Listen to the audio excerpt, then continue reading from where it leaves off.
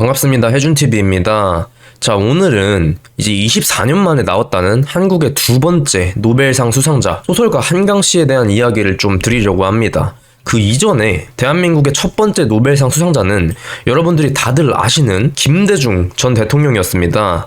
그러나 저는 김대중 전 대통령의 노벨상 수상이 정당했다고 생각하지 않습니다. 대한민국을 욕하고 싶어서 그러는 것이 아니라 김대중이 어떻게 노벨상을 받을 수 있었는지 그 인과관계를 좀 들여다보면은 우리가 납득할 수가 없는 부분들이 많이 나오기 때문입니다. 저는 이번에 두 번째 노벨상 수상자가 나왔다는 그런 소식을 전해 듣고 기쁨도 잠시 어떤 사람이 받았는지 또 어떤 노벨상인지를 들여다보고 나서는 역시 기대했던 내가 등신이었구나, 그 정도의 실망감밖에 들지 않았습니다. 김대중이가 받은 노벨 평화상 역시도 굉장히 좀 애매모호한 거죠. 이 노벨상 받은 것 자체를 누군가는 대단하다고 평가할 수 있겠지만은 제가 봤을 때는 이게 사실상 평화상, 문학상 이런 것들은요, 평가 기준도 너무 주관적일 뿐더러 어떤 수치나 데이터적으로 나오는 과학, 물리학상, 화학상 이런 것이 아니기 때문에 사실 제대로 된 게 아니고 정말 어떤 대한민국의 실질적인 경제 발전이나 정말 그런 가치가 좀 부족한 주관적인 노벨상이라고 생각을 합니다. 어쨌거나 저쨌거나 근데 그 주관적인 노벨상이 아니었다면은 대한민국의 노벨상이라는 것 자체가 지금 존재할 수가 없었기 때문에 이거 자체가 대한민국의 우픈 현실이라고 할 수 있겠죠. 학령 인구의 대학 진학률은 전 세계 최고 수준이고 정말 세계적으로 유명한 대한민국의 교육열을 봤을 때 어떤 교육계에서의 노벨상 수상자는 전무하고 노벨상이라고 한다면은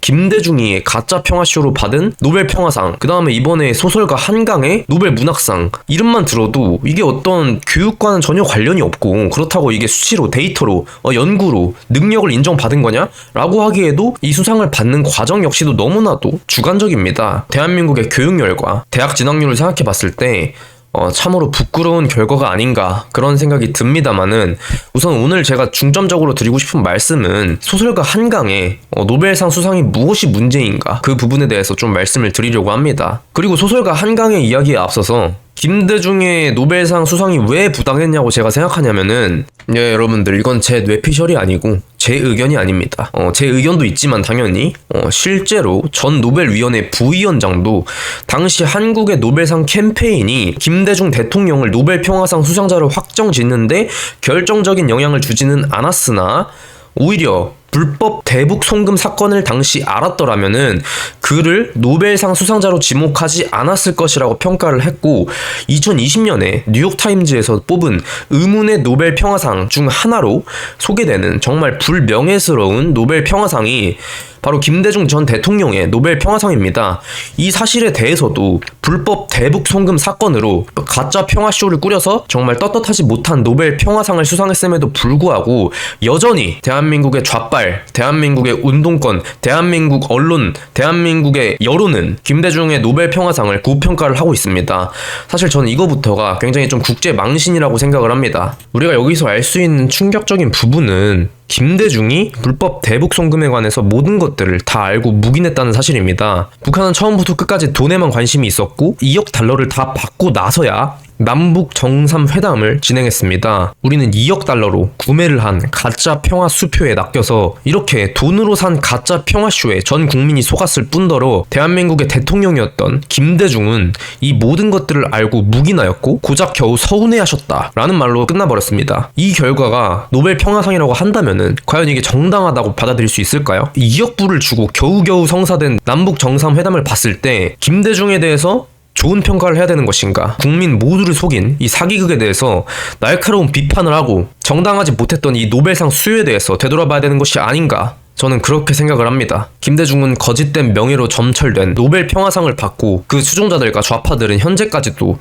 떵떵거리며 그의 업적을 고평가할지 모르겠지만은 그때 넘어간 대북 송금으로 인해서 북한의 군사적 개발은 엄청나게 진일보하게 되었고 그 자금들은 북한의 핵 개발 자금으로 쓰이고 군사 개발 자금으로 쓰여서 우리 안보에 위협을 가하고 우리의 목을 스스로 조이게 되는 그런 결과를 야기한 것입니다. 이와 같은 맥락에서 한국 NGO 신문에 서글픈 노벨 문학상 어쩌다 세상이 이 꼴이 돼버렸는가 라는 글이 기고가 되었습니다. 송악은 뒤집히고 삐뚤어진 근현대 역사를 밝히려다 엄청난 고초를 당했는데 비뚤어진 역사를 더 비틀어 소설을 쓴 한강이라는 작가는 노벨 문학상을 받았다. 아직까지도 노벨상 자체가 권위가 있는 상이기는 하다.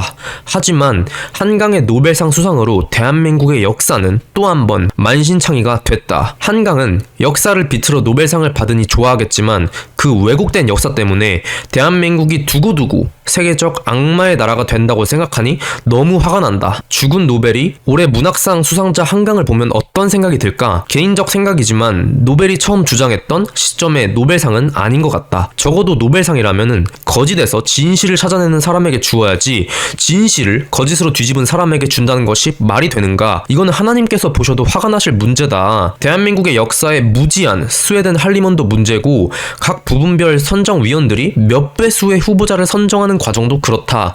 작품성만을 따진다면 할 말은 없지만 그 작품의 소재가 왜곡된 역사라면 문제가 있다고 보는 것이다.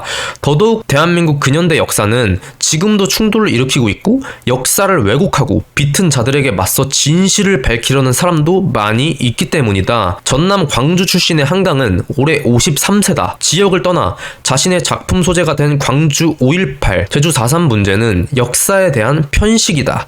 광주 5.18은 여전히 유공자 명단도 밝히지 못하고 있다. 국가 유공자라면은 당연히 보훈부가 관리해야 하지만은 지금까지도 광주시가 관리하고 있다. 유공자들 중에는 이해찬 같은 엉터리가 있어서 양심을 속이지 못하고 유공자증을 반납한 김영환 전 의원도 있다. 엄청난 보상금을 받고는 북한으로 넘어간 윤기권이란 자도 있고 자신이 왜 유공자가 됐는지 떳떳하게 밝히지 못하는 정치인들도 많다. 심지어 북한의 정부기관인 교육성이 퍼낸 국정교과서조차 김일성 교시에 의한 것이라 적시하고 있다. 특히 40년 만에 해제된 5.18 당시 서울의 미국 대사관이 본국 정부에 보고한 전문 내용을 봐도 뭐가 문제인지 알 것이다. 이런 미완의 역사를 왜곡하고 비튼 것도 모자라 한강의 노벨상 수상이 그 역사를 박제하는 힘이 될까 화가 난다. 수상을 축하한다 해도 왜곡된 역사가 소재가 된 점은 두고두고 국민 비판을 받아야 할 것이다. 한강이 쓴 소설에는 소년이 온다라는 것이 있다. 지난 2014년에 선보인 장편 소설이다. 이 소설은 5.18의 희생자를 다루고 있는데 할리몬의 평가는 이렇다. 잔인한 현실을 직시하고 이를 통해 증인 문학이라는 장르에 접근한다. 신원 미상의 주검, 묻힐 수 없는 주검을 보며 안티고네의 기본 모티브를 떠올리게 된다. 할리몬의 평가는 그들의 평가일 뿐이다. 여전히 대한민국은 역사 전쟁이 진행 중이다. 엉뚱한 생각 같지만은 만약 한강이 대구나 경상도 출신이었으면은 이 소설을 어떻게 썼을까? 만약 한강이 어느 한쪽도 치우치지 않고 진짜 객관적 판단으로 썼으면은 이렇게 썼을까? 지난 20여 년간 5.18의 진실을 밝히려다 수많은 수사에 시달리고 재판에 시달린 제 입장은 한강에 박수를 보낼 수 없다. 그가 나처럼 진실을 밝히기 위해 고초를 당하고 엄청난 벌금을 물었다면은 이런 글을 안 썼을 것이다. 5.18은 여전히 의문투성이이고 지금도 많은 국민들이 싸우고 있으니 이 정도로 해두자.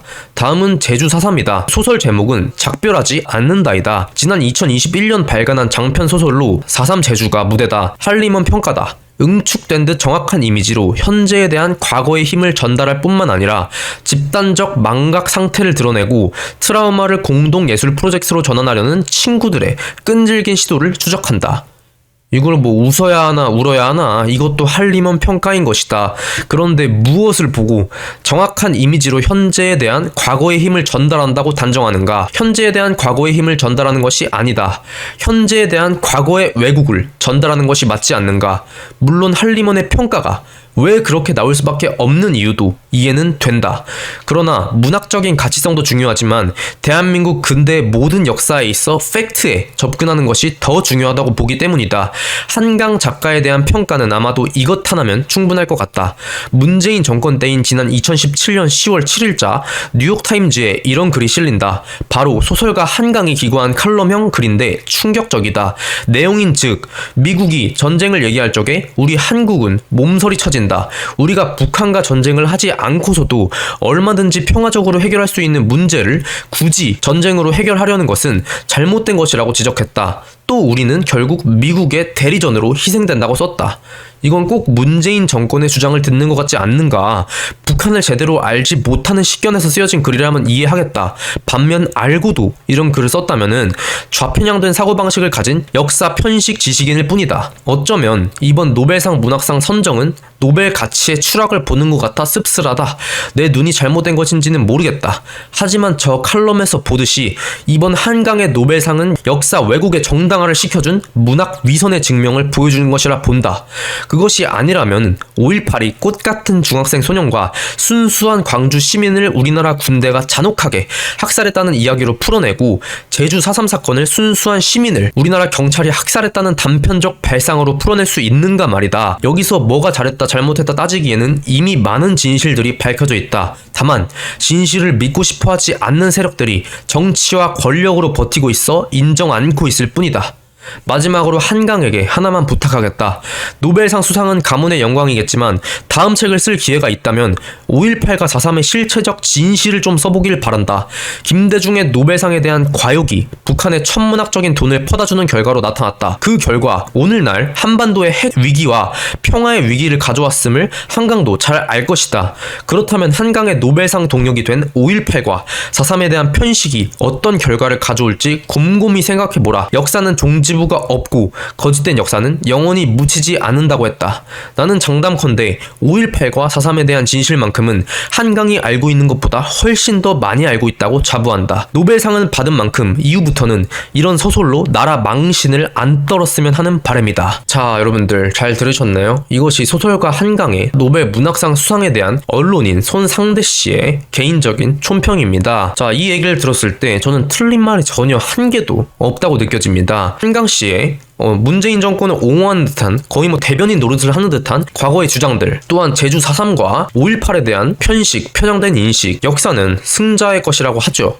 지금 현재 대한민국은 심각한 좌경화가 되어 있습니다. 우파들보다 좌파의 수가 훨씬 더 많기 때문에 역사적 편식이 이루어지는 것은 어쩔 수 없는 것이라고 할지언정 이런 자들이 진실을 눈 감고 아웅하는 것인지 아니면 진심으로 거짓되고 왜곡된 역사에 대해서 진실이라 믿는 것인지는 모르겠지만 이런 식의 거짓을 전 세계로 퍼뜨렸다는 것에 대한 책임은 피할 수 없을 것입니다. 지난 20여 년간 5.18의 진실을 밝히려다 수많은 수사에 시달리고 재판에 시달리고 엄청난 고초를 당하고 엄청난 벌금을 물었던 손상대 씨의 억울함과 이 무지한 스웨덴 할리몬이 대한민국의 역사, 이 팩트에 대해서 체크하지 않고 그냥 문학상을 줬다. 이거에 대한 정말 통탄과 정말 절절함이 느껴지는 글이었습니다. 참 이렇게 깨어 계신 손상대 언론인 같은 분은 이 국제사회나 이 사회에서 등한시 당하고 재판받고 벌금 물고 그런데 이제 이렇게 좌편향된 한강 같은 사람은 떵떵거리면서 노벨 문학상 받고 대한민국 언론에서는